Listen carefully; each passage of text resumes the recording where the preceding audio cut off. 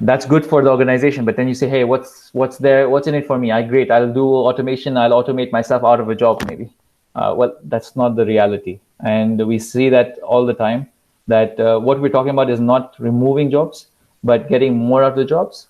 And also the fact that we see that organizations, and this is from 2020 from Gartner, you'll see that today they have less than 20% of teams or organizations having someone in the enterprise called an automation expert architect, or someone who gives this automation structure. And they have a plan within 5 years to have 90% of these organizations having at least one person who knows automation. And and let's think about it.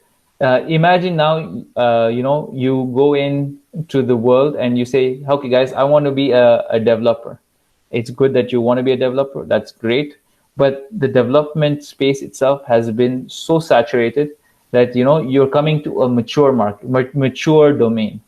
But if you are coming in to a domain that's new, that's nascent, that's just come out, and that's really picking up, it's the fact that you will get the quick ladder up to the top. It's like this. Imagine you were being part of the internet in the early or late 90s. I mean, and you started a company that was doing that, or you had a website or some sort of company that was into e-commerce. Even if you didn't succeed, the fact is that at that point, who you were with and the connections you made, and the fact that what you learned means that you will probably be one of the biggest players in the market today. And that's the same thing that we're trying to say for automation. You need to really be part of this story at the beginning, so that you get the knowledge, you get the experience, you get the contacts, you get the networks, so that really you can scale up. And I will tell you something. If you are a developer, that's great, or you're an IT, that's great, and you're really good at your job, great. You'll get recognized by your manager, you'll get recognized by his manager. But certainly the CIO, CEO will not care.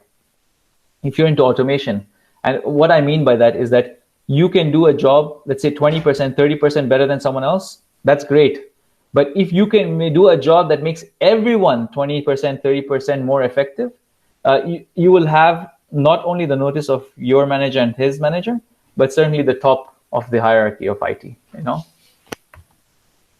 What else backs us up on what we're saying? In terms of automation, I mean, we're here talking only about Ansible. And if you talk about all the other automation tools there are, Terraform, the Puppet, and anything else that's in this domain that can be used for automation.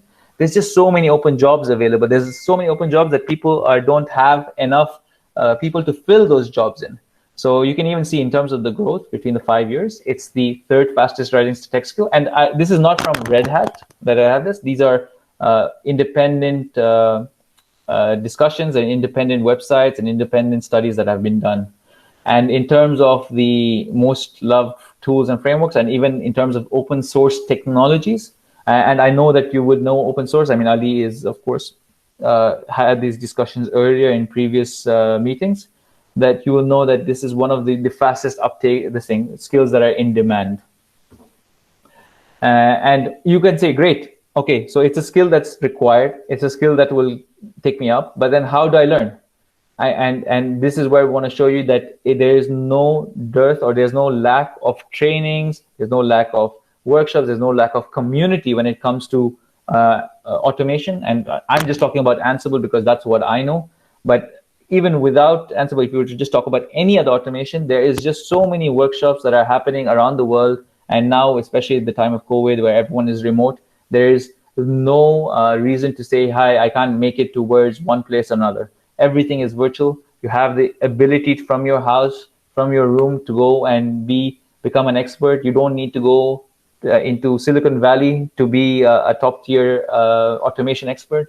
You can do it today from Saudi Arabia, from the Middle East, and you will see that, especially with the way the remote work is going, it is really going to modernize and really make automation an even more required skill as we move forward.